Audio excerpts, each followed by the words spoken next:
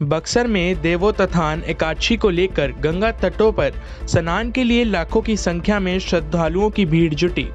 गंगा स्नान और तुलसी विवाह को लेकर जिला मुख्यालय के राम रेखा घाट पर दूर दूर से श्रद्धालुओं की भारी संख्या पहुंचती देखी गई।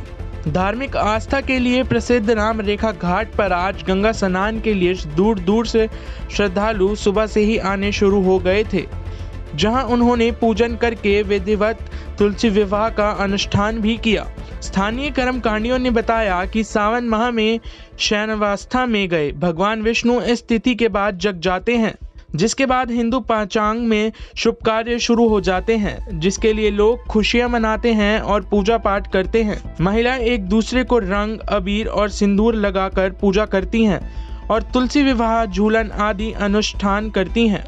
स्थानीय ब्राह्मण और आचार्य बताते हैं कि राजा जलंधर की पत्नी को शिव से वरदान मिला था कि उसके अस्तित्व के रहते कोई भी उसके पति को नहीं मार सकता, जिसके बाद भगवान विष्णु ने जलंधर का रूप धर के उनके सतीत्व की परीक्षा ली थी। जलंधर की पत्नी वृंदा से छल करके वृंदा के अस्तित्व को भंग करने की कोशिश की थी, जिससे दुखी वृंदा ने भगवान विष्णु को श्राप दे दिया था और जिसके बाद वो पत्थर हो गए और शालिग्राम रूप में पूजे के जाने लगे। एकादशी है, कार्तिक मास की एकादशी है। बहुत दूर दूर से लोग आते हैं, आज स्नान करते हैं एकादशी मास के, और कौन सुथनी जो है दान देते हैं, और कार्तिक जो स्नान करते हैं कार्तिक मास में आकर गंगा जी के तट पर पूजा करते हैं लोग। बक्सर में देवोत्थान एकादशी को लेकर गंगा तटों पर स्नान के लिए लाखों की संख्या में श्रद्धालुओं की भीड़ जुटी।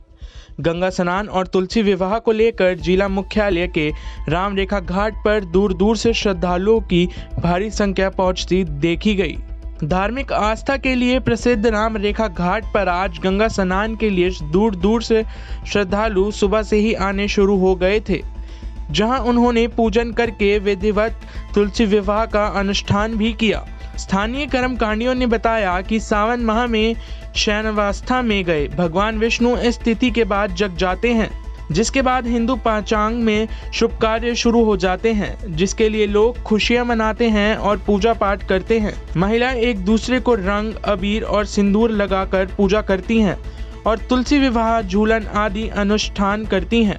स्थानीय ब्राह्मण और आचार्य बताते हैं कि राजा जलंधर की पत्नी को शिव से वरदान मिला था कि उसके अस्तित्व के रहते कोई भी उसके पति को नहीं मार सकता, जिसके बाद भगवान विष्णु ने जलंधर का रूप धर के उनके सतीत्व की परीक्षा ली थी। जलंधर की पत्नी वृंदा से छल करके वृंदा के अस्तित्व को भंग करने की कोशिश की थी, जिससे दुखी वृंदा ने भगवान विष्णु को श्राप दे दिया था और जिसके बाद वो पत्थर हो गए और शालिग्राम रूप में पूजे के जाने लगे। एकादशी है, कार्तिक मास की एकादशी है।